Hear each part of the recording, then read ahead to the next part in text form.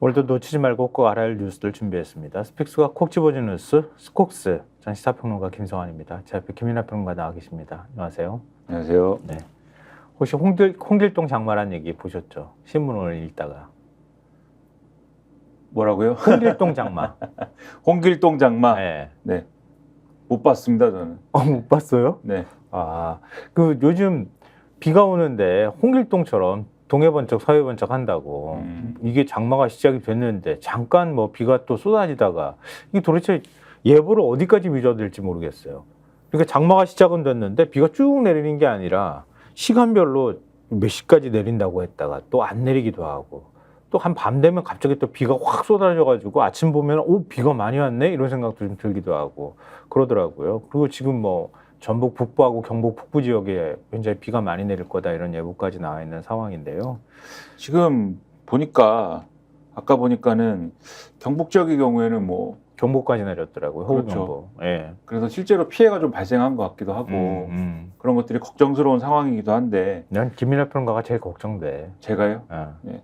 근데 기상청이 예보를 하는 것도 사실 어렵고 힘들겠죠. 이런 상황. 그럼요. 지금은 예보가 맞기가 좀 쉽지 않을 거예요. 그렇죠. 기후 변화나 이런 것들 때문에 네. 우리가 살고 있는 이 지역의 기후 환경 자체가 달라져서 거의 스콜성 집중호우 이런 것들이 이제 장마를 이루는 어떤 주요한 이제 그 비가 된 것 같고 네.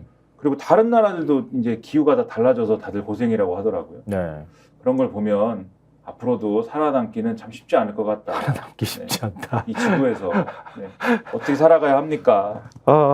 그러지 않아도 살아남기 힘든데 기후도 우리를 도와주지 않는 뭐 이런 세상에 살고 있지 않나 싶은데요. 저희가 얘기 안 하고 있는 사이에 780분 넘게 구독자님들이 들어와 계시는데요.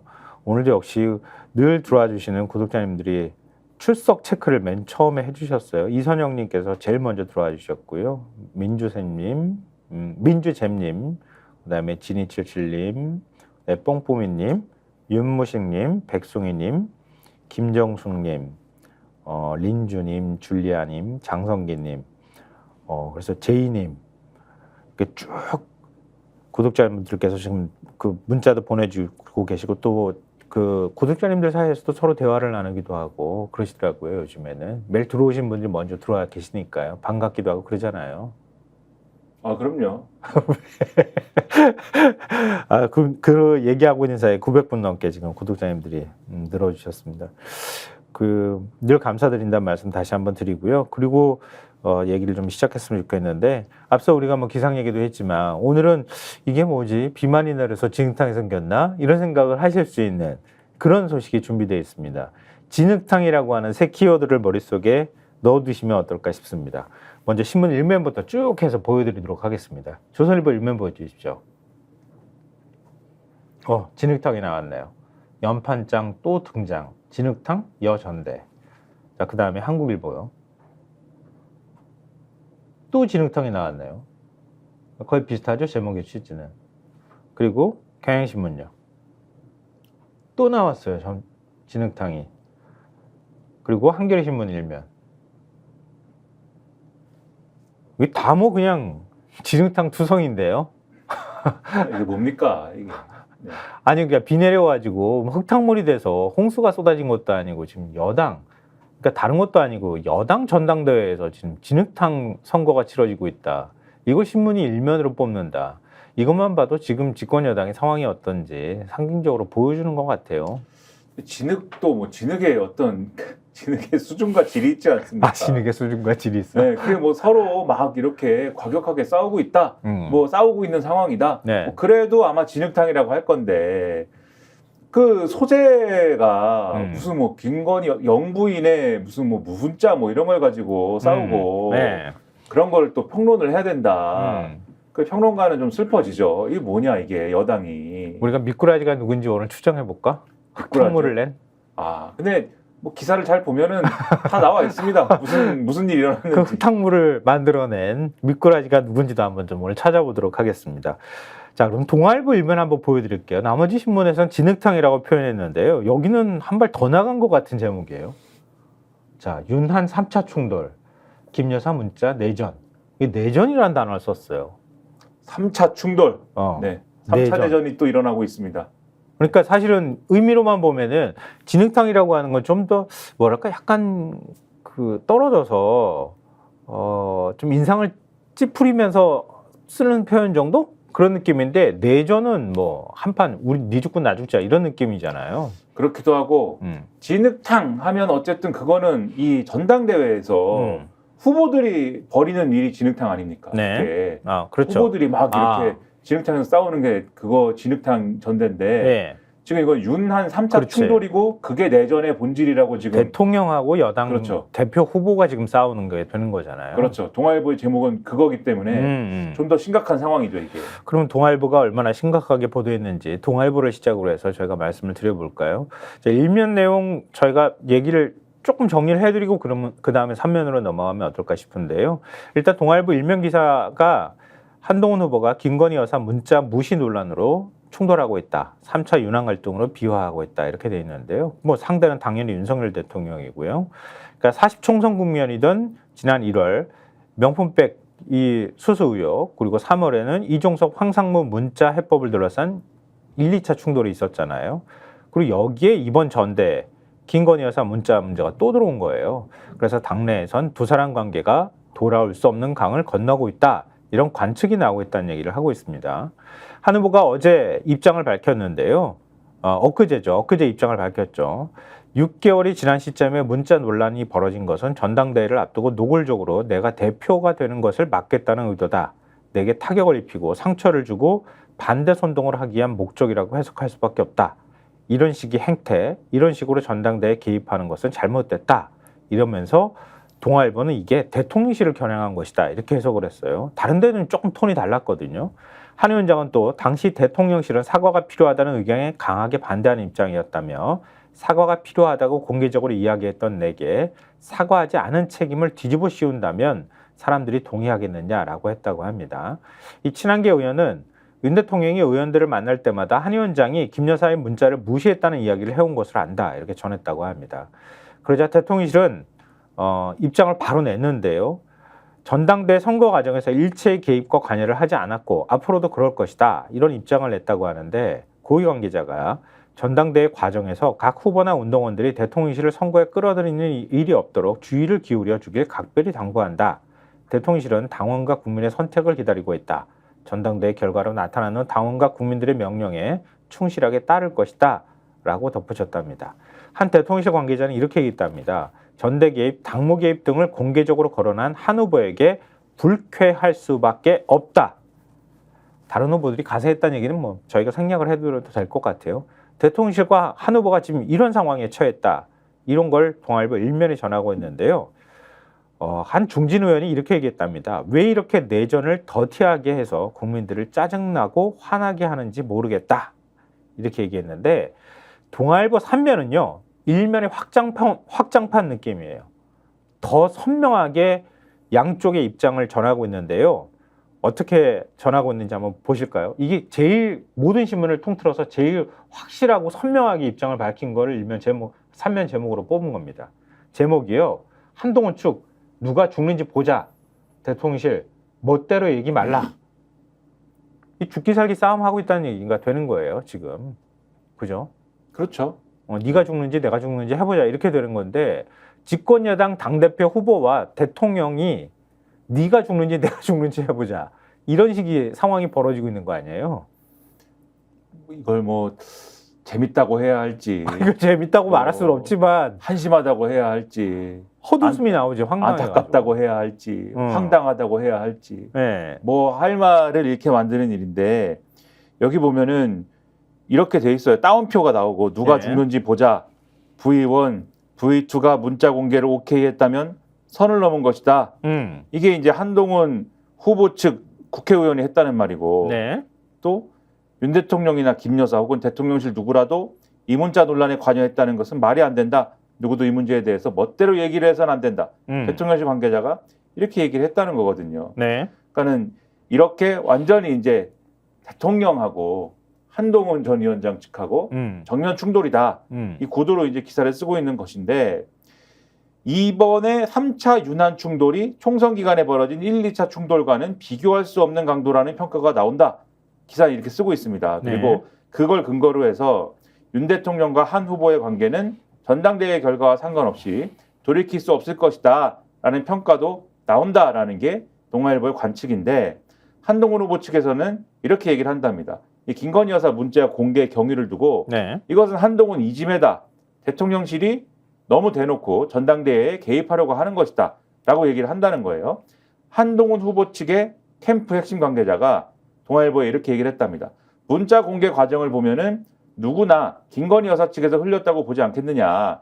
이거는 자승자박이다. 오히려 김건희 여사 치부를 드러내서 좌파의 공세에 노출시킨 것이다. 이렇게 얘기를 한 거고, 네. 한 재선 의원이 이렇게 얘기했대요. 윤 대통령도 한 후보가 김 여사 문자에 답장하지 않는다고 의원들에게 말한 적이 있다. 이게 일면 기사에서도 나온 네, 얘기죠. 맞아요. 예. 누가 간 크게 대통령실과 교감 없이 영부인 문자를 공개하겠느냐. 이렇게 얘기를 했거든요. 네. 그러니까 계속 말씀드리지만 대통령도 이 얘기를 주변에 하고 다녔다. 그동안에. 이 동아일보 기사에 계속 나오지 않습니까? 네. 이 김건희 여사가 총선 당시에 자신을 둘러싼 의혹에 대해서 사과 의향이 있다라는 얘기는 사실 1월 달에도 일부 종편 등을 통해서 보도가 나온 바가 있었어요. TV조선. 그렇죠. 예. 근데 뭐 문자 메시지가 한동훈 위원장한테 보내졌다라든지 이런 대목은 없었습니다만은 어쨌든 이런 얘기를 막 한다, 이런 얘기가 있다라는 건 보도가 됐었는데, 네. 그럼 그때는 그 얘기를 누가 했겠습니까? 또 사실은 윤석열 대통령이 계속 한동훈 괘씸하다라는 어떤 맥락에서 그러면 하고 다녔다라는 얘기를 충분히 유추 가능한 거잖아요. 기사까지 엮어서 보면은. 그렇죠. 그때부터 1월부터 그런 상황이기 때문에 이 동아일보 기사는 그래서 이거는 대통령하고 한동훈 전 위원장과의 충돌이다라고 보는 거고, 대통령실에서도 한동훈 후보를 향한 불쾌감이 감지가 되고 있다. 대통령실 관계자는 대통령실 입장에서는 전대 개입, 당무 개입 등을 공개적으로 거론한 한동훈 후보에게 불쾌할 수밖에 없다. 이렇게 날을 세우고 있다. 이렇게 평가를 하고 있습니다. 그래서 전대 이후 내부 분열은 물론이고 당정 관계도 회복 불가능할 것이라는 우려가 나온다. 이 기사가 이렇게 전하면서 네. 여당 의원 108명이 다 모여있는 단체 대화방에서도 이렇게 가면 안 된다. 이렇게 가다가는 당이 망한다. 이런 메시지가 올라오고 있다라고 하고요. 또 한 부산 지역 의원의 주장에 의하면 추경호 원내대표가 사태를 진정시킬 총의를 모을 생각도 갖고 있다. 이렇게 얘기한다고 그러고, 다른 의원은 한동훈 후보를 죽이려고 덤볐다가 서로 죽을 판이 된 것 같다. 우리가 입장을 정리해서 내야 되는 거 아니냐. 이런 얘기도 오가고 있다. 이렇게 얘기를 한다고 합니다. 우리 구독자님들은 싸워라 싸워라 그렇게 올려주시는 분들이 있는 반면에 이것도 약속대로는 아니야 이렇게 의심하는 분들도 계시네요. 보니까. 그러니까 사실 약속대로는 이렇게 해버리면은 이거 죽기 살기로 때리는 건데 약속대로는 이렇게 하기는 쉽지 않아 보인다는 생각은 들고요. 뭐 싸워가지고 과연 민주당한테 어느 정도 도움이 될까 이런 생각도 한편으로 들기도 합니다. 이게 결과로 어떤 결과로 이어질지는 아직은 예측하기가 좀 어렵기 때문에요. 근데 지금 더더욱 이렇게 감정이 좀 격화된 게 연판장이 또 돌 뻔했다. 이것 때문 아니겠어요? 이 조선일보가 관련 기사를 쓰고 있습니다. 조선일보 5면 보여주십시오. 자, 친윤, 나경원, 이준석 밀어낸 연판장, 윤리위 모두 동원. 요 제목이 굉장히 의미심장해요. 친윤이 쓸 수 있는 카드 지금 수단을 다 쓰고 있는 상황이다라고 지금 제목을 뽑고 있는 거예요. 그렇지 않아요? 그렇죠. 그러니까 뭐 지난해 38 전당대회에 그러니까 재연이 이루어지고 있다. 그때 사태가 또 다시 벌어지고 있다. 이런 시각이기도 하고, 그리고 친윤이 할 수 있는 일을 지금 다 하려고 하는 것이다. 결국은 대통령 의중이 투영이 된 거다. 이렇게 봐야 될 것 같은데요. 이 기사에 보면 국민의힘 일각에선 지난 총선 때 친윤계 일부가 한 후보 축출을 시도한 일이 재현되는 것 아니냐라는 관측과 함께 한 후보에 대한 복합 공격이 거세지고 있다는 말이 나왔다. 요게 이 제목을 뽑은 하나의 근거가 되는 얘기인 것 같아요. 연판장은 작년 38 당대표 선거 때 나경원 후보 출마를 막고 윤리위 징계는 2022년 이준석 당시 대표를 축출하기 위해 친윤계가 동원한 수단이다. 그러니까 지금이 그때 상황하고 비슷하다. 이런 해석을 내놓고 있는 건데요. 친윤이라고 하는 분들이 네. 한동훈 전 위원장이 총선 당시에 김건희 여사의 이러한 사과를 하겠다라는 그러한 마음이 담긴 메시지를 무시한 것은 해당 행위다라고 주장을 하면서 윤리에 가야 된다 이렇게 얘기를 하니까 그것도 이준석 때 써먹은 카드 아니냐 이렇게 보는 거죠. 그러니까 결국 총선 참패 원인 제공자가 한동훈이었다. 이제 이런 논리로 마지막 결국 이제 연결이 되는 건데요. 그러니까 한 후보 사퇴 요구 연판장 움직임은 이틀 전이죠. 지난 6일 낮 국민의힘 원외 당협위원장 협의회가 주최한 당대표 후보 미팅에서 불거졌답니다. 일부 당협위원장이 이 자리에서 한 후보 사퇴 요구 회견에 동참해달라며 설득하고 다녔다라는 것인데요. 이후 친한기로 꼽히는 김진호 당협위원장이 당협위원장 대화방에 일부 인사가 현재 당협위원장들에게 전화 돌리며 특정 후보를 공격하는 기자회견 동참을 호소하고 있다. 제2의 연판장 사태를 또 보고 싶으냐라는 글을 올렸답니다. 그리고 김종혁 조직부총장도 모 후보와 가까운 분들의 전화를 받았는데 7일 오후, 그러니까 어제 오후 3시에 한동훈 사퇴하라는 기자회견을 할 건데 회견장에 참가한다. 이름만 올린다.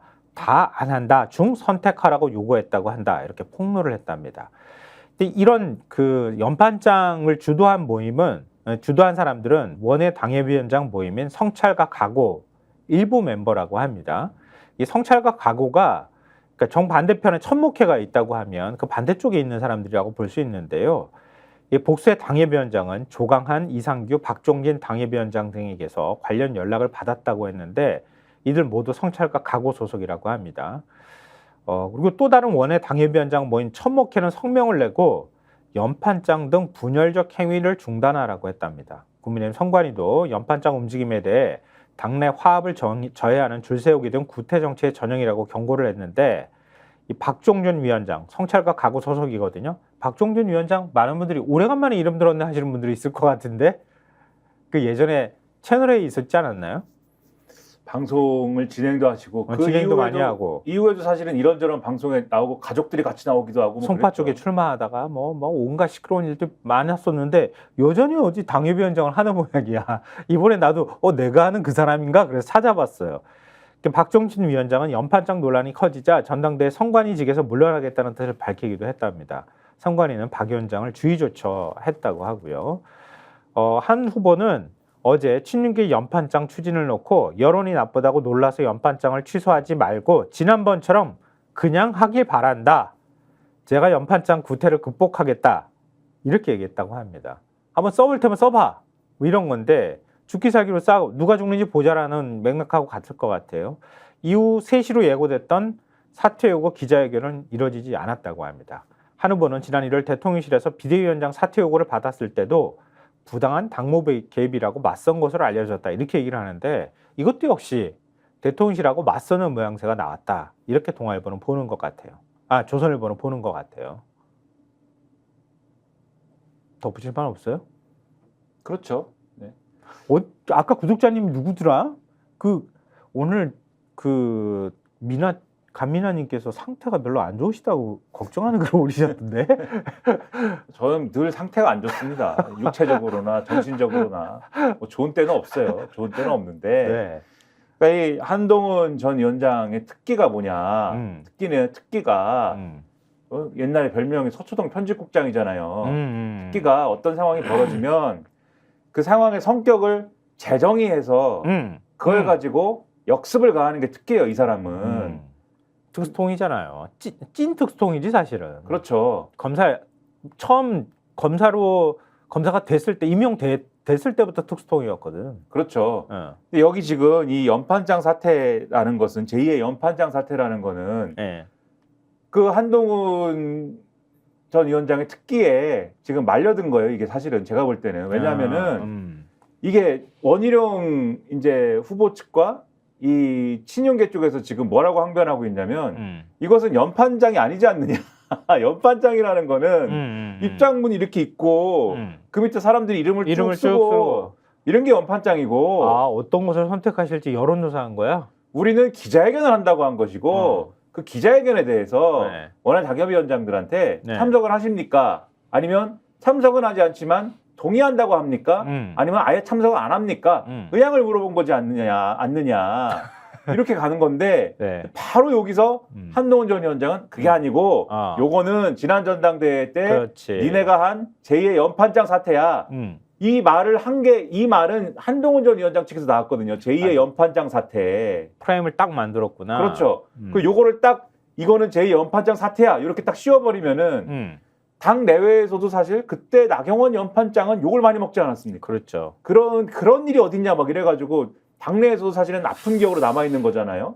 그래가지고 이것을 상황 규정을 딱 해버려가지고 사실은 이게 하면 안 되는 일이 돼버리니까 원래 오후 3시에 기자회견을 했어야 되는데 못했지 않습니까? 결국 기자회견도. 그렇죠. 네. 기자회견도 못하고 선관위원이었던 박종진 이 당협위원장은 선관위원을 사퇴한다고 그래야 되고 그리고 지금 원희룡 후보 측은 이걸 대응을 어떻게 못해가지고 연판장이 아니라고 하고 그다음에 또 뭐라고 하냐면 아니 지난번에 연판장 주도했던 사람들은 오히려 한동훈 캠프 측에 있지 않느냐. 왜냐면 배현진 의원이 거기 가 있잖아요. 아니 장동혁 그렇죠. 장동혁 의원도 그래. 그렇죠. 한동훈하고 제일 가깝다 그러는데 연판장 사태 주도했던 인물 아니에요. 그렇죠. 그런 사람들은 거기다 가 있는데 왜 우리더러 연판장이라고 그래요? 라고 네. 하지만 네. 이미 프레임에서는 이미 제2의 연판장 사태다라고 해버리면 이거는 뭐 다음 뉴스는 없는 거거든요. 이게. 근데 계속 궁금증이 생기는 거예요. 문자에 도대체 뭐가 들었길래 지금 이러는가. 진짜 사과하는 내용이 들긴 들었나. 이걸 동아일보 3면이 기사로 쓰고 있는데요. 한번 보여주십시오. 친윤 김여사 무조건 사과 문자. 친한 그럼에도 표현 사과 안 하려는 의도. 이렇게 서로 지금 다른 주장을 하고 있다는 거잖아요. 그렇죠. 그러니까 이것도 사실은 어제 채널A가 뭐 문자 김건희 여사가 보낸 메시지 5개의 어떤 내용 뭐 이런 거를 막 보도를 했는데 그러니까 5번을 문자를 보냈다는 것 때문에 5개라는 표현을 쓴 거네요. 그렇죠. 네. 근데 어쨌든 간에 이 기사를 보면은 김건희 여사가 보낸 문자에는 한동훈 당시 비대위원장에게 무리를 일으켜 부담드려 송구하다 내 불찰이다 100번 1000번이라도 사과하겠다는 취지의 내용이 담겨 있다 네. 라고 한다는 건데 근데 여기 보면은 미꾸라지가 나오네. 익명을 요구한 한 국민의힘 의원은 네. 찐윤으로 통하는 이철규 의원이 이런 내용이 포함된 김 여사의 텔레그램 메시지를 보여줬다. 그래서 나도 봤다. 이렇게 얘기를 한다. 그럼 이철규 의원이 이거를 보여주고 다녔군요. 이렇게 네. 이제 알 수가 있는 것이고 네. 김 여사가 1월 한 위원장에게 보낸 5차례 메시지 중에 일부를 봤다라는 게 이 익명을 요구한 국민의힘 의원의 얘기라는 거예요. 누가 보여줬다? 이철규 의원이 보여줬다. 아니 근데 윤 대통령도 보여줬다는데 뭐 좀 이따 또 말씀드릴 기회가 있겠지만. 그리고 반면 국민의힘 전당대회 출마한 한동훈 후보 측은 김 여사가 한 후보에게 보낸 메시지에 사과하면 책임론에 불이 붙을 것이다. 대통령 후보 시절에 사과를 했다가 오히려 지지율이 10%포인트가 빠졌다. 역풍이 우려된다는 취지의 내용 등 디올백 수수 논란과 관련해서 사과하기 어려운 이유를 나열한 뒤에 한동훈 위원장이 그럼에도 불구하고 사과하라고 하면은 결심하겠다. 이런 내용이었다라는 입장이다. 근데 제가 그 대통령 부부하고 굉장히 밀접하게 관계가 돼 있는 여권 인사를 만났는데 역풍이 우려된다는 얘기는 들어가 있다는 얘기를 나한테 직접 했어요. 그러니까 지금 양쪽이 어디를 편집했는지 모르겠지만 다 들어가긴 들어간 것 같아. 양쪽 다 얘기가. 그러니까 한동훈 위원장이 시키는 대로 나는 사과하라고 하면 사과할게요 라고 얘기했는데 그런데도 사과를 했을 때 걱정하는 역풍이 우려된다거나 이런 메시지도 다 들어갔는데 그게 맥락상 안 하겠다는 의미인지 하겠다는 의미인지가 지금 정확하지가 않다는 거예요. 그렇죠. 그래서 친윤 측은 계속 뭐라고 주장하느냐 이 메시지에서 무조건 시키는 대로 했다고 하지 않겠느냐 안 왔느냐 그리고 이게 이제 공개된 게 15일 날 보낸 메시지인데 네. 1월 19일 날 메시지에는 비대위 차원에서 사과를 결정해주면 따르겠다. 위원장 의견을 따를 것이다. 진심으로 죄송하다. 그리고 당에서 필요하면 대국민 사과를 포함해서 어떤 처분도 받아들이겠다는 내용이었다라고 설명을 하고 있는 거예요. 예. 그래서 친윤계가 하고 싶은 말은 김건희 여사가 이렇게 저자세로 한동훈 전 위원장한테 당시 한동훈 비대위원장한테 처분을 맡겼음에도 불구하고 이걸 대답도 안 하고 그냥 넘겼는데 이렇게 적반하장으로 나와서 되겠느냐 뭐 이런 건데 네. 반면 한동훈 후보 측은 말씀하신 것처럼 19일 문자도 진정성 논란이나 책임론 때문에 결정을 못하는 것이다. 사과하면 책임론에 불붙는다. 그럼에도 사과를 결정하면 하겠다는 내용을 자르고 재편집한 그런 내용이다. 그래서 5차례에 해당하는 메시지가 실제로는 사과를 안 해야 하는 이유를 늘어놓은 문자였다라고 주장을 하고 있다는 거고요. 1월 23일에 김건희 여사가 보낸 메시지도 친윤 측에서 얘기하는 거는 김 여사가 김경률 비대위원의 워딩에 가슴이 아팠다. 하지만 한동훈 위원장 말을 이해하려고 한다. 너무 잘못했다. 사과가 필요하다면 단호히 결심하겠다. 이렇게 보낸 거다라고 얘기하지만 친한 네. 측에서는 위원장이 그럼에도 불구하고 라는 표현이 사과가 필요하다는 말 앞에 생략된 거다. 이렇게 반박하고 있다는 겁니다. 네. 그리고 친한계는 이번 논란을 촉발시킨 문자 내용을 이철규 의원이 유출했다고 의심하고 있고 배현진 의원 같은 경우에는 누가 이런 자해극을 벌인 것인지 짧은 안목과 위험함에 혀를 찬다. 이렇게 주장을 하고 있고 네. 장동영 의원 같은 경우에는 대통령과 당이야 어찌 되건 말건 호가호위하기 위해서 툭하면 대통령마저 위험에 빠뜨리기를 주저하지 않는 사람들이다. 이렇게 얘기하고 있는데 반면 이철규 의원은 동아일보하고 통화를 해서는 문자 관련 이야기는 내가 들었지만 실제로 내용을 본 적이 없다. 무슨 일만 있으면 나한테 책임을 돌린다. 이렇게 반박을 했다고 하고요. 이철규 의원은 또 텔레그램 메시지 다른 의원에게 보여준 적도 없고 전원으로 듣고 얘기만 전달한 것이다. 이렇게 해명을 하고 있다고 합니다. 그러니까 여기서도 사실은 한동훈 위원장이 한동훈 측이 상황을 재정의하는 거예요. 그래서 김건희 여사는 친윤 측과 김건희 여사의 문자 메시지에 대해서 사과하려고 보낸 겁니다. 이렇게 얘기하는데 한동훈 측은 그 문자의 취지를 재정의하는 거죠. 아니야, 그거는 사과를 하기 싫은데 사과의 어떤 책임에 대해서 나한테 떠넘기려는 취지였어. 그리고 그 당시에는 대통령실도 그렇고 친윤계 의원들도 그렇고 사과하면 큰일 난다는 입장이었잖아. 그 얘기를 나한테 계속 했잖아. 그러니까 김건희 여사의 문자는 사과를 하겠다는 의미로 내가 받아들일 수가 없었지. 뭐라고 답해도 논란이 됐을걸? 이렇게 이제 상황을 재정의해서 이것은 진정성이 없다. 이렇게 가는 거죠. 그러니까 양쪽 입장이 좀 다른 거예요. 왜냐하면 2월 7일 날 방송된 KBS 대담에서 윤 대통령이 박절하게 이거 나온 거 아니에요. 사과 결국 하지 않았어요. 그러고 난 다음에 나중에 5월 10일인가? 그 5월 달에 사과할 때, 그 취임 2주년 기자회견 할 때, 그때 사과 드리고 있다. 이렇게 표현한 게 그게 첫 사과였단 말이에요. 그러니까 한동훈 위원장 쪽에서는 그거 봐라. 그 뒤에도 안 했잖아. 근데 왜 나한테 책임 돌려? 이렇게 지금 얘기를 하는 거고, 이 친윤 쪽에서는 이렇게 보는 거예요. 그렇게 한 위원장이 받아줬으면은 완전히 윤한 갈등이 생겨버린 상황 이후였기 때문에 다시 타이밍하고 형식을 잡기가 굉장히 어려워서 그거에 답을 해주지 않았기 때문에 모든 상황이 꼬여버렸다. 꼬인 상황에서 대통령이 나서서 사과를 한다는 게 되게 웃기는 모양새가 돼버려서 결국은 사과를 할 수가 없는 상황이 돼버렸다. 그것도 한동훈 책임이다.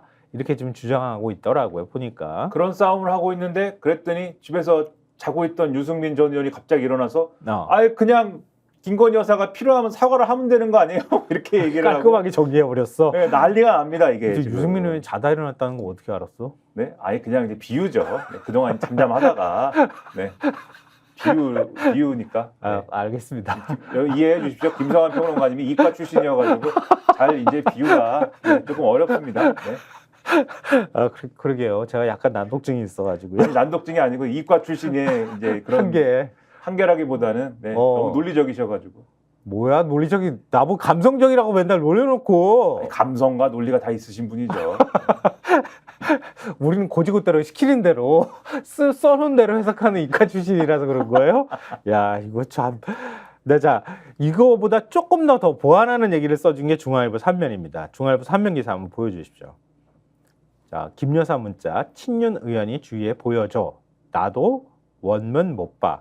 이 이철규 의원이 얘기를 좀 그 제목으로 뽑아놓은 것 같은데요. 이 기사 안에 보면은 좀 재미있는 문구가 쏙쏙 들어가 있어요.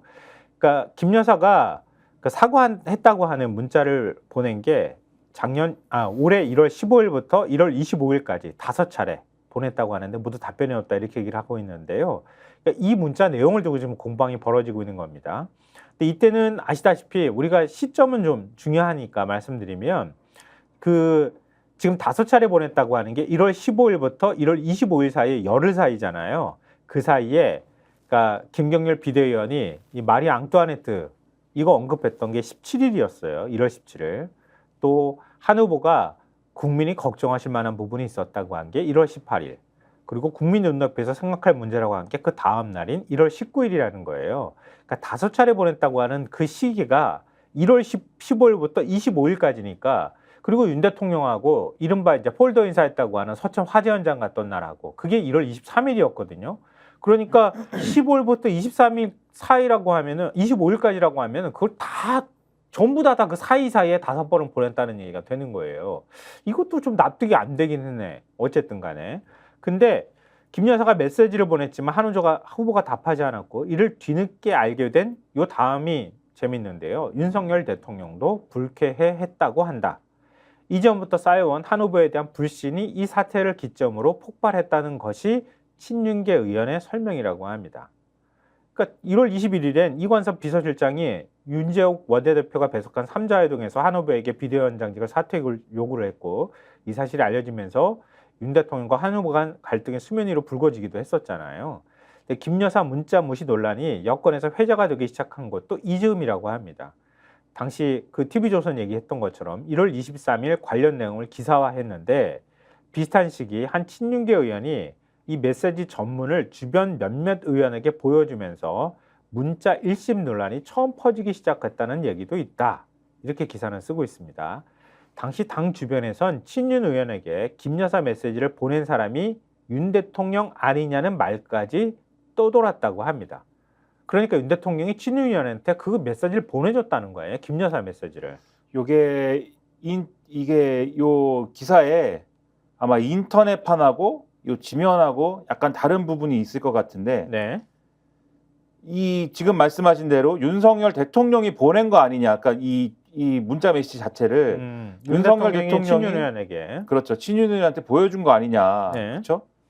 여기 기사에 뭐라고 되어 있냐면 익명을 원한 국민의힘 의원은 메시지를 친윤 의원에게 전달한 사람이 윤 대통령이라는 것을 추론할 수 있는 문구가 포함돼 있다. 맞아요. 그 말하는 의원도 있다. 그러니까 문구가 포함이 돼 있다. 윤 대통령이라는 걸 추론할 수 있는. 그러니까 친윤 의원이 다른 의원한테 보여준 거예요. 봐, 그렇죠. 여사님이 이렇게까지 사과하려고 했는데 한동훈이가 안 받았어. 대통령실하고 관계가 결국은 틀어지게 된 거야. 이러면서 다른 의원한테 보여줬는데 그 문자를 보니 윤 대통령이 그거구만. 고발사주구만. 보낸 사람 윤석열 이렇게 돼 있는 거예요? 텔레그램. 텔레그램으로 보내줬겠지 설마. 그러게 말이에요. 그냥 카카오톡으로 보내주진 않았을 거 아니에요. 그러니까 말이에요. 윤석열 보냄. 네. 체리따봉이네 이거. 야. 그러니까 이걸 대통령이 왜 동네방네에 또 이거를 그러게 보내가지고 야 봐라 한동훈이란 녀석 이렇게 몹쓸 녀석이다.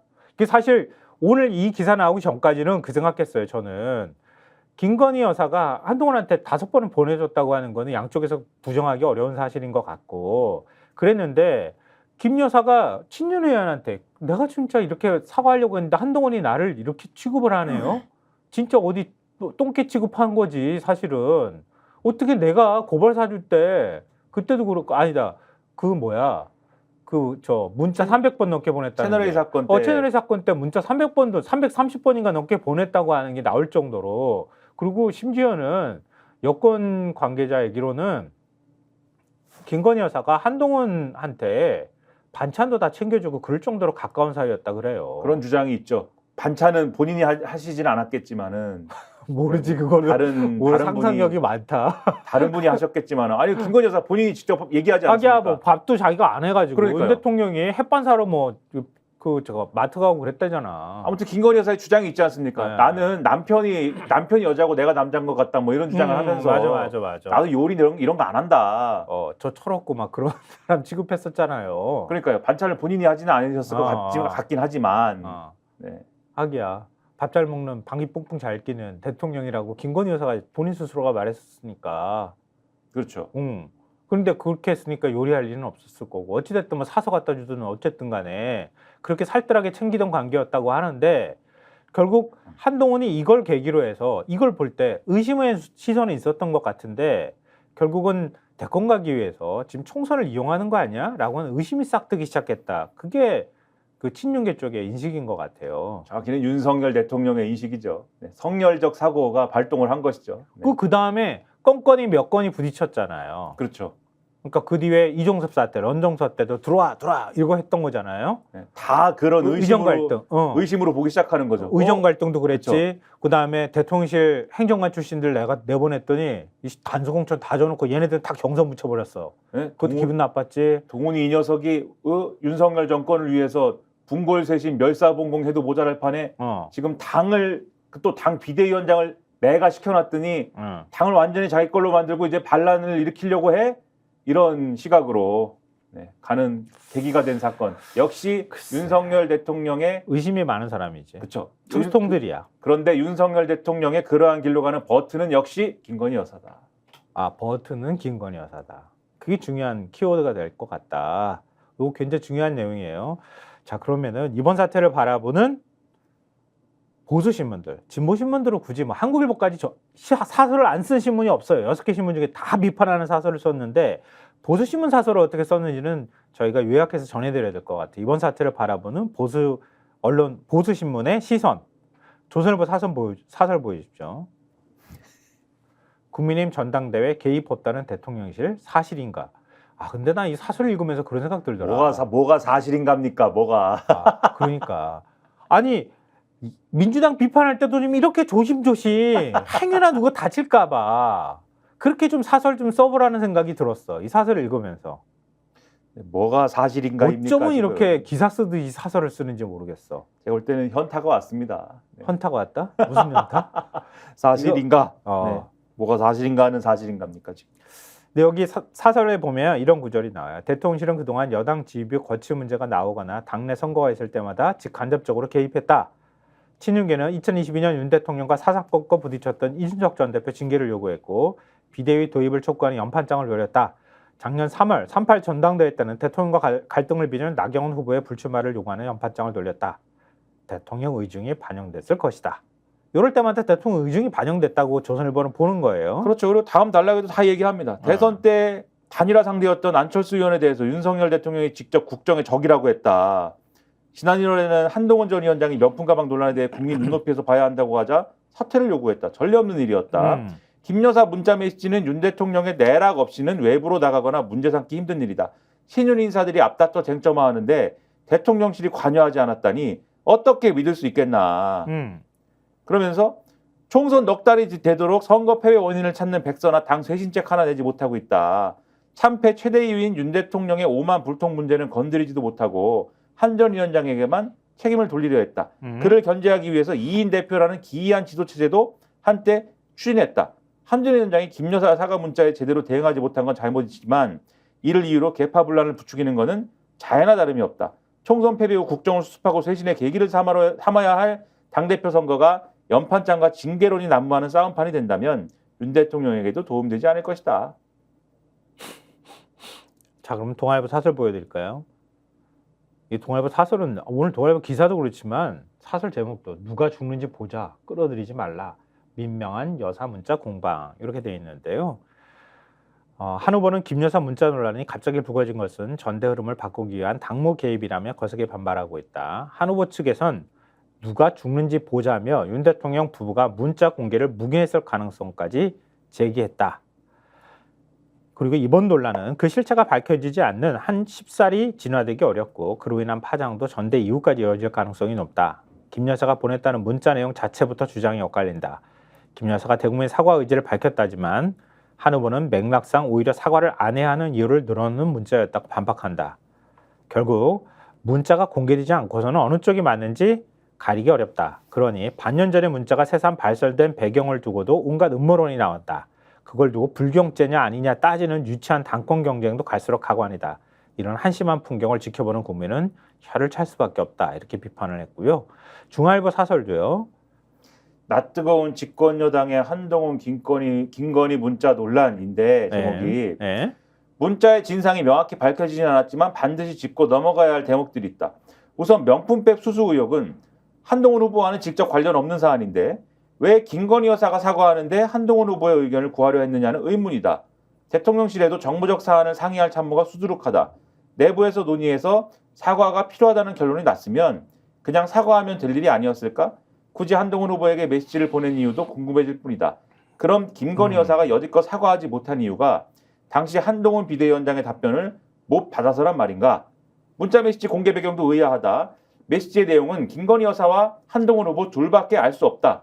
그런데도 메시지가 대중에 까발려지고 정치적 공적 소재로 활용되는 건 기이한 일이다. 한동훈 후보 측은 또다시 대통령실이 경선 개입에 나섰다고 의심하는 기류다. 하지만 대통령실은 우리를 경선에 끌어들이지 말라며 개입설을 강력히 부인했다. 경위야 어떻든 권력 내부에 은밀한 메시지가 노출되는 것 자체가 뜨겁다. 무엇보다 보수 재건 방안을 놓고 치열한 토론을 벌여도 시원찮을 여당 전당대회에서 이런 한심한 네거티브만 난무하는 게 과연 정상인가? 이래서 어떻게 보수정치 국민의 신뢰를 되찾겠나? 후보들의 대우각성이 필요하다. 이런 얘기를 막 하고 있습니다. 저희 구독자 K 사장님께서요, 형수님과 도련님 사이 깨톡 300번 까야 믿는다, 이렇게 의견 보내주시기도 하셨고요. 풍사님께서 남편한테 상의를 해야지 아무리 봐도 상식밖이네, 뭐 이렇게 또 의견을 주시기도 하셨습니다. 근데 지금 우리도 중간에 광고를 또 전해드려야 되잖아요. 전해드리고. 이런 한심한 소식이나 얘기하다 보니까 네. 갑자기 인터넷을 시간이. 바꾸고 싶어집니다. 인터넷을 야. 바꿨다. 네. 나날이 발전하네. 어? 김이나 평론가를 이거 어떻게 하면 좋아? 광고주님이 너무 좋아하시겠는데? 관저에 인터넷 좀 바꿔드려야겠어요. 알겠어요. 어떤 광고인지 광고 듣고 오시겠습니다. 아니 왜 아직도 3년간 같은 통신사 인터넷 계속 쓰고 계세요? 인터넷 가입 시 47만 원. 고민은 그만. 지금까지 이런 인터넷 가입 업체는 없었다. 현재까지 940억 이상 상품을 지급한 여기 서경석의 인터넷 비교원이 있습니다. 유심 변경 시에 추가 혜택이 주어집니다. 물론 이 모든 게 설치 당일 지급됩니다. 인터넷 비교원 통해 인터넷 가입하고 지인에게 홍보해주세요. 본인 추천을 통해 가입한다면 5만 원이 추가로 지급됩니다.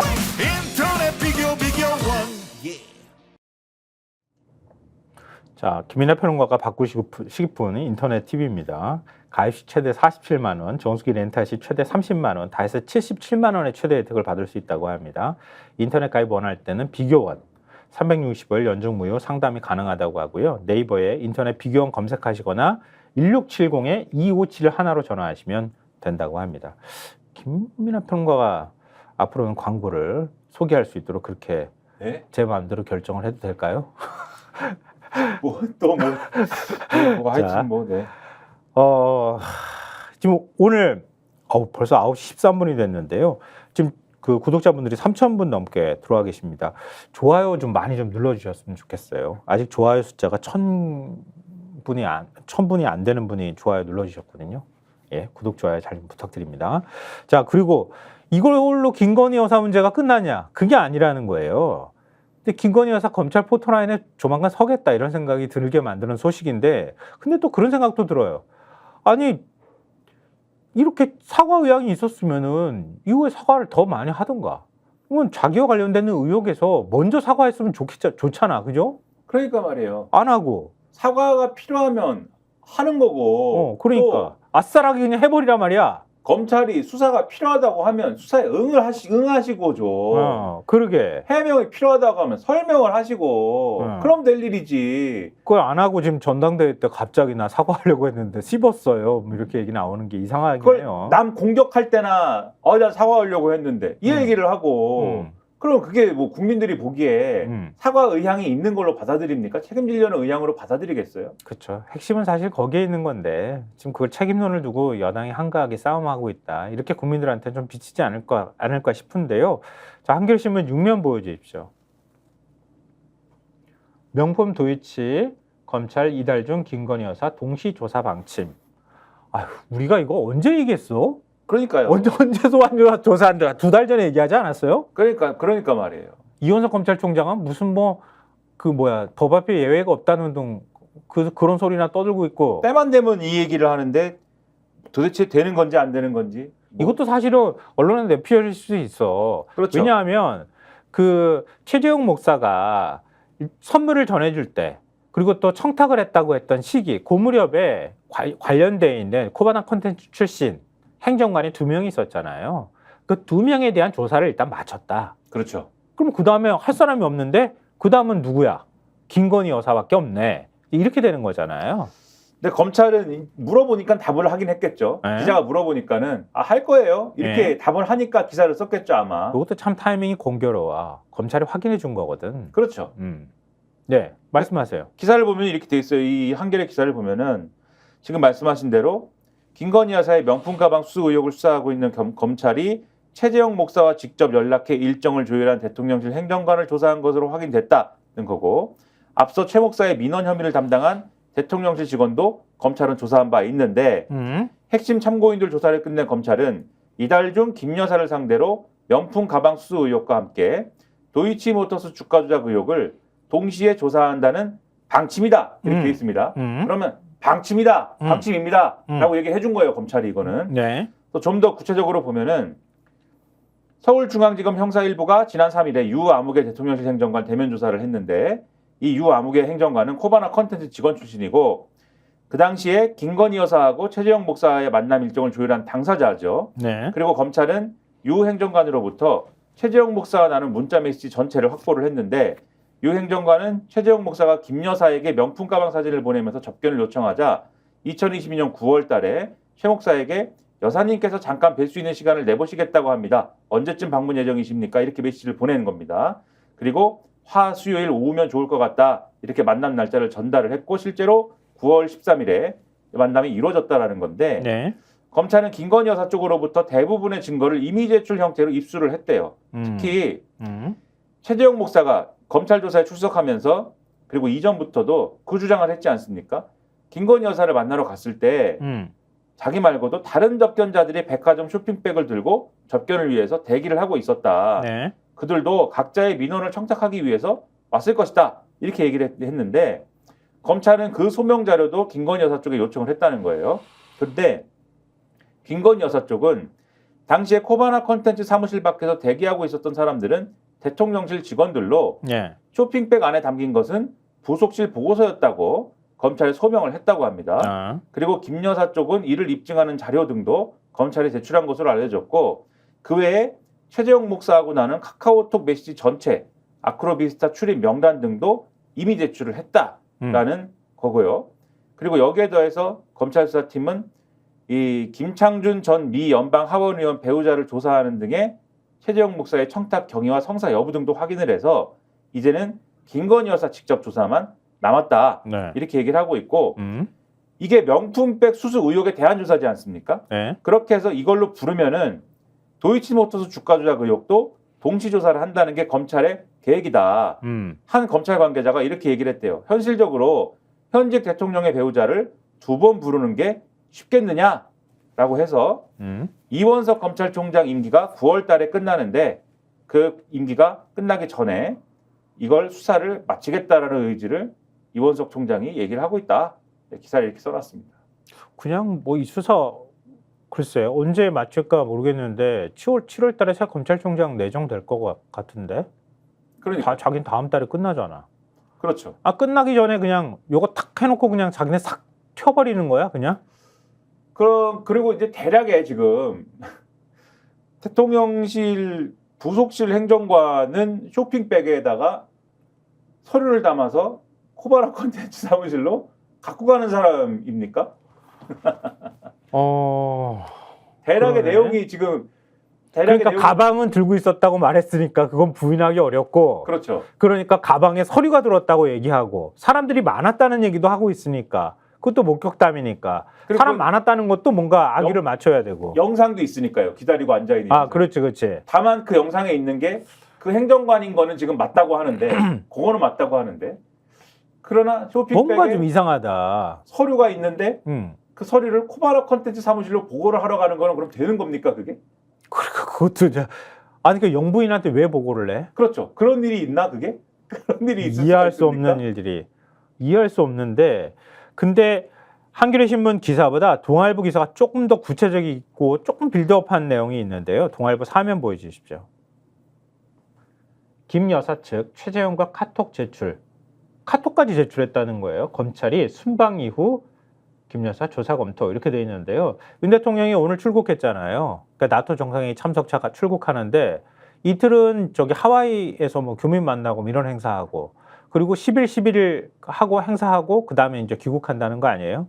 그 이후에 아마 소환 조사를 하게 될 것이다. 이렇게 동아일보가 전하는데, 근데 카톡 내용을 이미 제출을 했다고 하는데 카톡 내용이 이게 단가? 좀 의심스러워. 동아일보 일단 보도 내용을 보면. 근데 동아일보는 김건희 여사 측이 제출한 내역하고 최재형 목사가 제출한 내용을 대조 분석을 하고 있는데 예. 최재형 목사가 김건희 여사와 대화를 진행하던 중에 본인이 보낸 메시지를 스스로 지운 게 200건 이상 되는 것으로 파악을 했다. 네. 이렇게 주장을 하고 있어요. 예. 그러니까 오히려 메시지를 지운 거는 지금 최재형 목사이다. 검찰은 지금 이렇게 보고 있는 건데 예. 말씀하신 대로 김건희 여사는 그럼 반했나? 이거 의심이 좀 되고 그렇지. 검찰은 아직 김 여사에 대한 조사 여부와 방식, 시점 등은 결정하지 않았는데 법조계에서는 윤 대통령이 8일부터 11일까지 미국에 다녀오는 만큼 그 이후에 조사 방식 등을 검토할 가능성이 거론된다. 다만 김 여사가 대화 내역을 제출하면서 사실관계를 추가로 파악해야 돼서 시간이 더 걸릴 수 있다는 관측도 제기가 된다. 그러면은 이 기사대로 하면은 뭐 실제로 조사가 이루어질지는 좀 더 지켜봐야 봐야죠. 되는 거죠. 한겨레 신문 기사 봐도 그렇고요. 딱 뉘앙스가 소환 조사, 소환 통보해야 실제로 하는가 보다. 아직까지는 어느 쪽도 확신하지 못하고 있는 것 같은데요.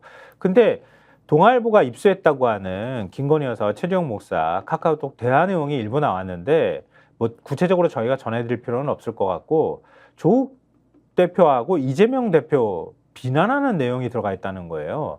근데 이건 검찰이 흘려줬을 것 같거든, 내가 볼 때. 왜 굳이 하필이면 이걸 흘려줬을까?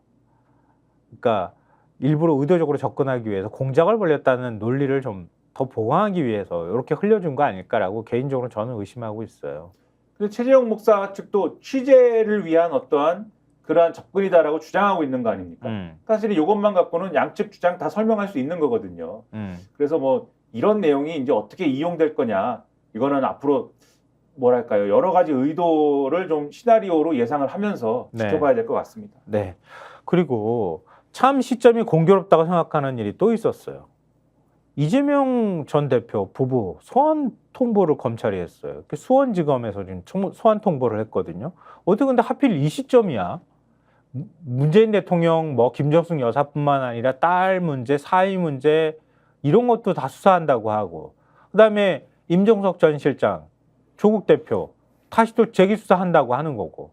어쩌면 이렇게 시기가 딱 맞아 떨어져. 근데 우리가 그 시기를 거슬러 올라가면 우리 구독자분들은 잘 아시겠지만 김건희 여사 소환할 때 이미 2달 전에 이미 나온 얘기지만 그때 검찰에서 수사를 적극적으로 문재인 대통령과 이재명 대표나 이런 야권 수사를 적극적으로 해서 균형을 맞출 가능성이 매우 높다. 이런 얘기가 그 당시에도 나왔거든요. 검찰 인사할 때도 그랬고. 그래가지고 그런 취지로 인사를 낸 거다 이런 얘기가 있었는데 아니나 다를까 그 예상이 딱 맞아 떨어졌습니다. 경향신문 일면 보여주십시오. 자, 검사 탄핵안 발의 직후 검찰 법화 유형 의혹 이재명 부부 소환 통보 이렇게 돼 있는데요. 김건희 여사 소환 문제뿐만 아니라 지금 민주당에서 검사 탄핵안 발의를 한 거잖아요. 여기하고 참 까마귀 날짜 배 떨어진다고 딱 검찰이 이재명 전 대표 부부 소환 통보를 했다. 그 소환 통보한 사유는 그거 아니에요.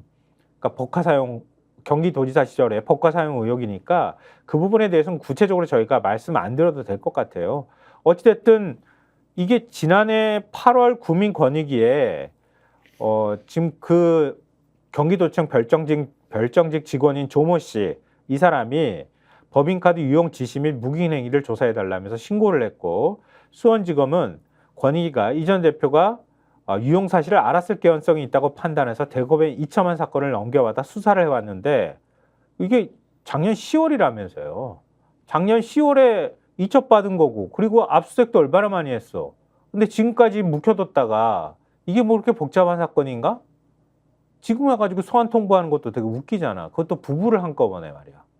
그죠? 그럼 그 검사 탄핵 문제는 어떻게 추진이 될까? 그것도 궁금할 수 있는데요. 동아일보가 사면에 관련 기사를 보도하고 있습니다. 자, 야당 김건희 봐주기 의혹 김영철 검사부터 조사 이렇게 되어 있는데요. 김영철 검사가 사건을 많이 수사한 검사도만요. 보니까. 그러니까 지금 차장 검사인데요. 2022년, 2023년 서울중앙지검 반부패 수사 2부장으로 근무하면서 코바나 컨텐츠 기업 협찬 사건, 삼성전자 아크로비스타 전세권 설정 사건. 이게 김건희 여사 윤 대통령 같이 살았던 집이에요. 도이치모터스 주식 저가 매수 사건, 그러니까 주가 조작 사건이죠. 이 사건을 다 담당한 검사라고 해요. 민주당은 국회에 제출한 김 검사 탄핵 소추안에서 소환 조사를 한 번도 하지 않은 채 윤 대통령과 김 여사에 제기된 의혹을 무혐의 결정했다. 검사로서 직무를 유기하고 정치적 중립 의무를 위반한 것이다. 이렇게 주장을 했는데, 그러니까 지금 검사 탄핵 추진한 사람이 4명이잖아요. 그 중에서 지금 이 김영철 서울 북부지검 차장 검사부터 법사위로 불러서 조사를 한다는 방침을 민주당이 세웠다고 합니다. 그러니까 이 사람은 직무 유기가 되는 거잖아, 어떻게 보면은. 근데 이거는 내가 볼 때 전부 다 정치적으로 판단을 했을 가능성이 굉장히 높은 거잖아요. 그러니까 다른 검사들에 대해서는 탄핵 추진 사유가 되느냐 안 되느냐, 이거는 뭐 논란의 소지가 있을 수 있다 하더라도 김영철 검사에 대해서는 얼마든지 조사 가능하지 않을까 하는 생각이 드는데요. 김민하 평론가도 그렇게 생각하지 않아요? 그러니까 이런 것들이 민주당이 예를 들면은 검사 탄핵을 추진을 하고 그거에 대해서 검찰이 크게 반발하고 이러지 않습니까? 네. 이원석 검찰총장까지 나서가지고 막 무슨 전의를 불태우고 뭐 이런 상황이잖아요. 그런 상황에다가 사실 이재명 대표를 이제 소위 말하는 법인카드 문제로 소환할 수 있다는 얘기는 대북송금 판결 이후에 사실은 나왔었거든요. 나오긴 나왔는데 이 시점 자체가 이게 뭔가 연관이 있는 것처럼 보일 수밖에 없다. 이 지적은 그렇죠. 경향신문도 했지만 중앙일보에도 사실은 그 내용이 이제 인용이 돼 있어요. 네. 정치권에선 민주당의 대북송금 및 돈봉투 수사검사들에 대한 무더기 탄핵 이틀 만에 검찰이 이재명 전 대표 부부 전격 소환을 통보한 건 누가 봐도 반격하는 모양새이다 하면서 거야와 검찰의 정면 충돌로 전국 혼란이 가속화될까 봐 우려스럽다. 이렇게 돼 있는데 이 코멘트에서 중요한 거는 검찰이 반격한다는 거 아니겠습니까? 네. 그러니까 이런 구도로 만들어져 가는 게 사실은 우려스러운 거거든요. 그런데 그 와중에 그러면은 민주당 입장에서는 야, 이렇게 반격이 들어오니까 이재명 대표와 관련돼서 지금 이 탄핵 추진하고 있는 게 이재명 대표 사건을 수사한 검사들이니까 이게 방탄 탄핵 아니냐? 지금 이 여당하고 보수 언론이나 이런 데서 이렇게 공격하는 거잖아요. 예. 거기에 응하는 그림으로 가는 것보다는 그게 아니라 이 검사는, 이 탄핵 대상인 검사는 이거 뭐 이재명 대표와 관련된 수사 문제가 아니라 이러저러한 이유를 보면은 충분히 우리가 탄핵을 추진하고 조사를 해야 될 이유가 있다라는 걸 계속 설득력 있게 얘기하는 게 중요한 겁니다. 그래서 이런 국면이기 때문에 그래야 사실은 검찰이 반발하고 검찰이 이렇게 나오는 것도 거봐, 검찰은 저렇게 나오잖아라는 정당성이 이제 떨어지는 거거든요. 그래서 제가 볼 때는 지금 말씀하신 대로 이 검사 김영철 검사가 김건희 여사와 관련된 거에 대해서는 어쨌든 뭐 침대 축구하듯이 계속 봐주게 온 거 아니냐, 무혐의 그냥 준 거 아니냐, 이런 내용이 있는 거 아닙니까? 이걸로 포인트를 잘 맞춰서 검사 탄핵에 대한 어떤 정당성이나 이런 것들을 설명할 수 있으면은 그 난국을 빠져나올 수 있는 중대한 어떤 그런 지딤돌이 될 수 있는 거죠. 자, 한겨레 신문 사설도 하나 보여드릴까요? 자, 검사 탄핵에 법적 대응 운운한 이원석, 도가 지나치다. 이겁니다. 이원석 검찰총장이 민주당이 검사 탄핵 추진에 대해서 연일 날선 비판을 쏟아내고 있다. 급기야 지난 5일에는 법적 조처 가능성까지 비쳤다고 하는데요. 이 적절하지 않다라고 비판을 하는 건데, 지난 5일 출근길 기자들하고 만나가지고 탄핵 추진은 직권남용, 허위사실 적시 명예훼손에 해당하고 그에 법률적 문제가 많다는 점을 말씀드린다. 무고에 해당될 가능성도 있다. 이런 법률적 견해도 밝혔다고 하는데요. 근데 이번 검사 탄핵안 발의를 두고 성급하고 과도하다는 지적이 있지만, 그러니까 그 사유나 이런 것들에 비해서 뭐 보복 탄핵이다, 뭐 이런 논란이 있는 건 사실이지만, 그렇다고 해도 국회 일전을 불사하는 듯한 검찰의 거센 반발이 정당화되는 것은 아니다. 정권의 의중을 살피며 야권에는 표적 과잉 수사를, 살아있는 권력에는 봐주기 수사를 해왔다는 비판을 자초한 것은 다름 아닌 검찰 자신이다. 특히 정권이 김건희 여사 수사 지휘 라인을 죄다 물갈이할 때는 잠잠하더니 야당이 탄핵을 추진하자 정의의 사도라도 되는 양 앞다퉈 성토에 나서는 모습은 볼썽사납기까지 하다. 이렇게 한겨레 신문이 비판하고 있습니다. 그러니까 여기 보면은 한겨레 사설의 결론이 이렇지 않습니까? 국회 입법 활동이 아무리 마음에 들지 않아도 검사들이 거친 언사까지 내뱉으며 국회와 대거리를 하는 것은 매우 부적절한 행태다. 검사는 국회의 견제와 감시를 받는 행정부 수석 공무원이지 정치인이 아니다. 검찰이 지금 해야 할 일은 왜 검찰 수사가 이렇게까지 불신을 받는 지경에 이르렀는지 성찰하고 국민의 대의 기관인 국회에서 진행될 탄핵 조사를 차분히 지켜보는 것이다. 이렇게 주장을 하지 않습니까? 이렇게 지적을 네. 하잖아요. 예. 그러니까 이런 어떤 지적의 맥락이나 이런 것들을 잘 살려야 되는 겁니다. 네. 검찰이 이렇게 반발하고 있는데 조용하던 경찰이 사고를 한번 칠 모양입니다. 오늘 경찰 수사위원회 수사심의위원회 심의에서 최상병 그렇죠. 사건에 대해서 그러니까 이거는 최상병이 숨지게 된 그 원인 제공자가 누구냐 이 부분에 대한 수사 부분인데요. 수사심의위에서는 임성근 전 사단장 혐의 빼라고 이렇게 했다는 거 아니에요. 근데 오늘 이거는 권고니까 경찰이 이걸 받아들일지 안 받아들일지를 오늘 수사 결과 발표 보면은 최종적으로 알게 될 것 같아요. 보니까 오늘 오후 2시에 경북경찰청이 예. 이 해병대원 사망사고 수사 결과를 발표한다고 밝혔다는 겁니다. 네. 뭐 이미 당사자들이 반발하고 있는 이런 상황인데요. 근데 벌써 9시 31분인데 이거 어떡할까요? 이거 상세하게 전해드리면 시간을 많이 우리가 먹을 것 같은데 오늘 2시 어차피 발표할 거니까 관련 내용을 저희가 세세하게 전해드리기보다는 내일 발표하고 난 다음에 굉장히 많은 보도가 나오지 않겠습니까? 그거에 대해서 저희가 종합 정리를 좀 해드리면 어떨까 싶어요. 한마디만 하면은 예. 핵심은 그러면 수사심의 결론대로 임성근 전 1사단장이 이 수사 결과를 통해서 혐의 대상자에서 빠지느냐 그거겠죠 결국은. 아 그렇죠. 그게 핵심이 되겠죠. 그렇죠. 그 수사심의 결론대로 따라가면은 국민의힘과 이 대통령실이나 이런 데서는 거봐라 박정훈 이제 수사단장이 진행했던 그러한 수사는 무리했던 것이다 막 이렇게 주장을 할 것이고 야당 범야권은 아니 거봐라 이게 대통령실의 입김부터 시작해갖고 외압의 결과물이 결국은 이런 식으로 경찰 조사에까지 영향을 미쳤기 때문에 특검 불가피한 것이다. 이렇게 이제 부딪힐 거 아니겠습니까? 네. 근데 여기 제가 한마디만 덧붙인다고 한 게 뭐냐면은 그런데 이게 해병대 수사단이 8명 전부한테 혐의를 적용할 수 있다라고 한 내용이 아무런 외압도 없고 아무런 이상도 없는 상황에서 그냥 경찰로 가서 수사심의 거쳐서 그 결과 임성근 사단장이 빠졌다 이렇게 하더라도 그렇게 됐더라도 그거는 있을 수 있는 일이고 자연스러운 일이에요. 그게 해병대 수사단이 과잉 조사를 한 게 아닙니다. 네. 원래 그런 일은 존재하는 일인 거예요. 네. 근데 그걸 가지고 이 상황을 가지고 해병대 수사단이 역시 잘못한 것이다 라고 주장을 한다라고 하면은 그 주장이 바로 의도가 실린 주장이고 대통령실의 외압이나 이런 것들을 정당화하기 위한 과도한 주장이다. 이렇게 보셔야 아니 됩니다. 근데 더 웃기는 거는 그런 거예요.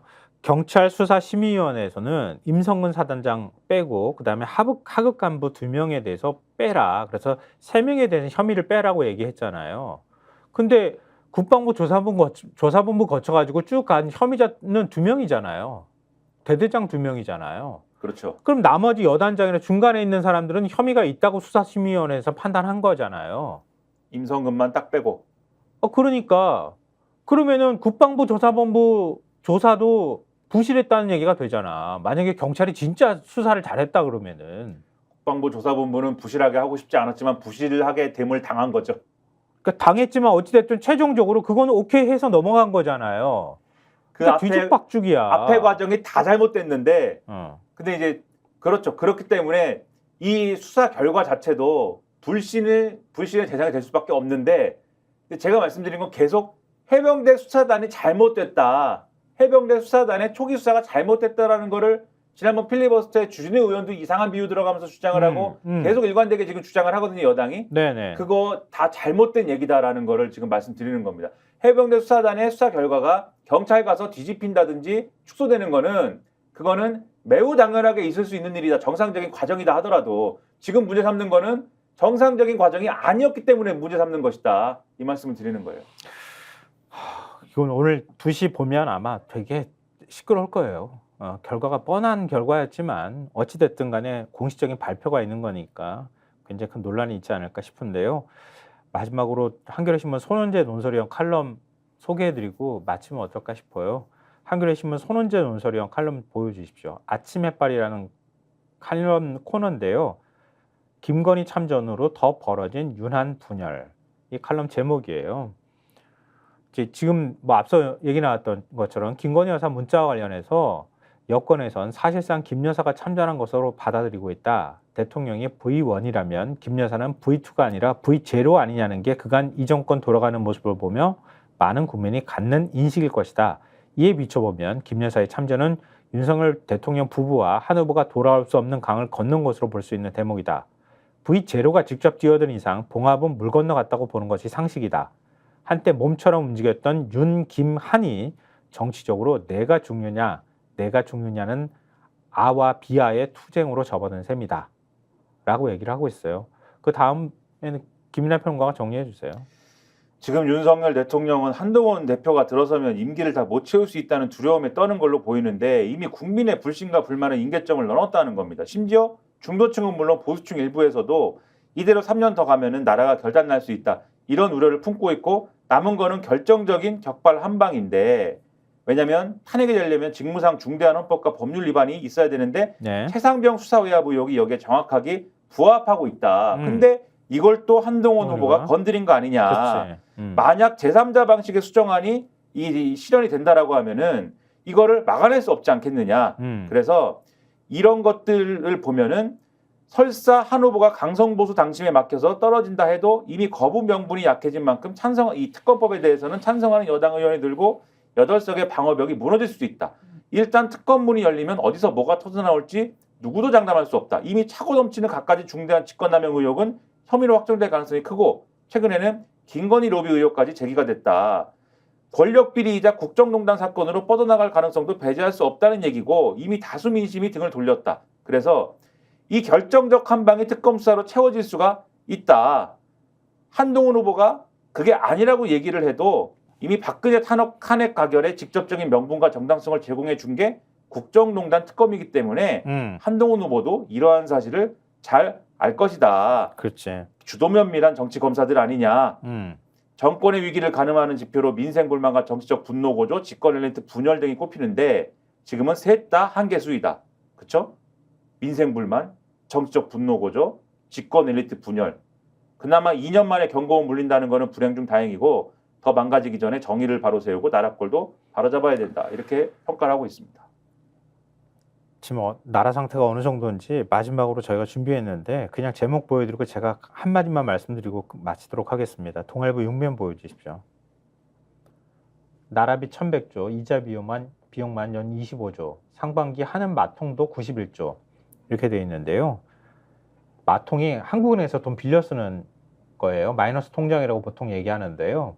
올해 상반기 정부가 한국은행에서 빌려 쓴 돈이 91조랍니다. 그리고 이 지면을 보십시오. 계속 그 밑에 기사를 보면은 가계대출 증가분 절반이 주담대, 집값 자극 우려. 한국 가계빚 부담 증가 속도 세계 4위. 이건 정부 정책 실패지 않습니까?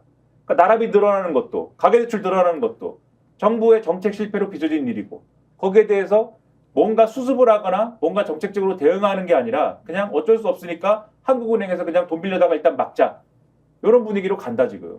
아니 그러니까 감세를 해가지고 세수가 기본적으로 부족한 데다가 내수 진작하겠다고 돈을 갖다가 상반기에 막 퍼다 쓰는 거야.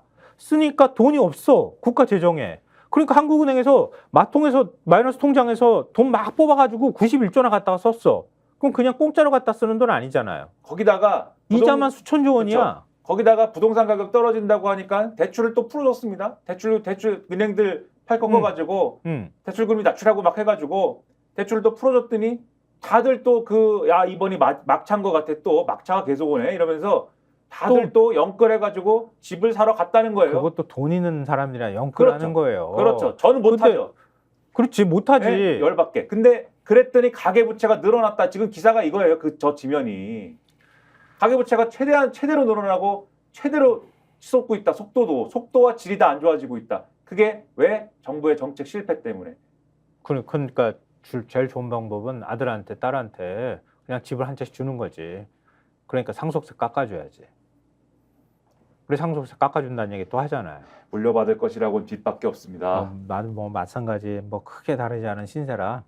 하여튼 근데 이런 악순환의 고리에 좀 빠져가지고 허우적거리면서도 대통령은 외국인들이 우리나라 투자 열심히 어마어마하게 하고 있어서 주식시장도 좋을 것처럼 얘기하고 경제도 금방 버쩍버쩍 살아날 것처럼 얘기하더만.